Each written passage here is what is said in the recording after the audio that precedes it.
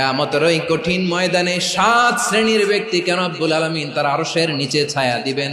তার মধ্যে প্রথম শ্রেণীর ব্যক্তি হলো ইমামুন আদিল, যে ইনসাফের সাথে বিচার করে, যে জাস্টিস সমাজে সার্ভ করে, যে সুশাসন নিশ্চিত করে, ওই ইমামুন আদিল। আদিল শব্দটা বুঝছেন না? ইন্নাল্লাহা ইয়া'মুরু বিল আদল, পাইছেন?